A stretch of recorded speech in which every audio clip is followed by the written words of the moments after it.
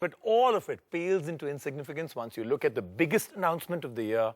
BlackBerry Messenger, now not restricted to BlackBerry phones only, will work on all Apple iPhones and all Android phones. Now, to most people across the world, media, people who use BlackBerry and those who don't, this was like the death knell being sounded for BlackBerry phones. People said, if no BBM, why will people want to buy a BlackBerry phone? While others said, this is a very well thought out strategy. Which way does this really fall? This is a Cell Guru analysis. BBM was and is the crown jewel for BlackBerry. It gave it a unique identity, and for many, this was the reason they switched and remained on the BlackBerry domain. An iconic messaging system that at one time had Hollywood stars, entire corporates, the armed forces, and teenagers all hooked on to this super secure instant messaging system.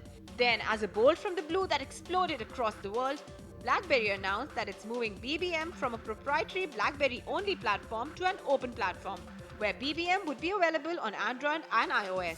World media as well as BlackBerry enthusiasts all call this the end of BlackBerry phone sales. Is that really true?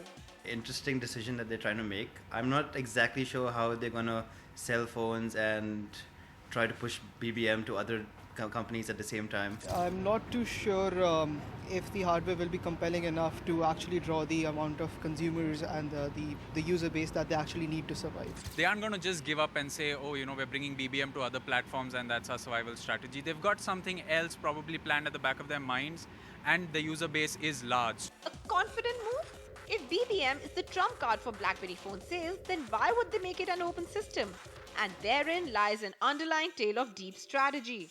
The sole reason BlackBerry would do this if they were sure that BBM is not the sole reason for the good sales of BB10 devices. Perhaps BlackBerry believes that people are buying the phones not just for the instant messaging, but for the best-in-class email, the swift typing speed and the comfort of the keypad and the overall simplicity of the phones. They seem to be betting on BlackBerry 10 phones being good enough to sell on their own strength.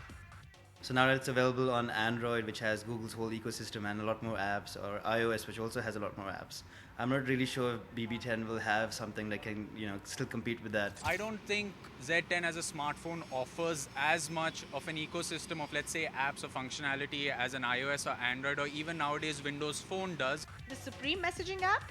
BBM moves on to an open platform at a time when instant messaging is at its peak. Facebook Messenger has 1.11 billion users, while Skype has 280 million. WhatsApp is clocking in 200 million and WeChat has great numbers too. BBM has around 61 million active users. But BBM is perhaps the most superior in feature set and experience. High security, intelligent group chats, free video and voice calls, screen share, and the new add-ons of channels and BBM Money. By offering it free on iOS and Android, it could pull in far great numbers than all the others and be the king of instant messaging. A very powerful place to be.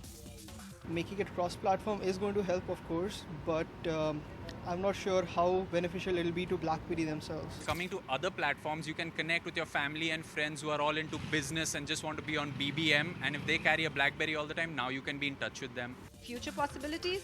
Once BBM has a large base, it would stop people from leaving their own BlackBerry phones, as all the people who had left will come right back into their contact lists on their Android and iPhone BBMs. Another strategy could be to make BBM open to all platforms, but to keep one exclusive and very powerful feature that would work only on BlackBerry phones so that people are tempted to switch to it.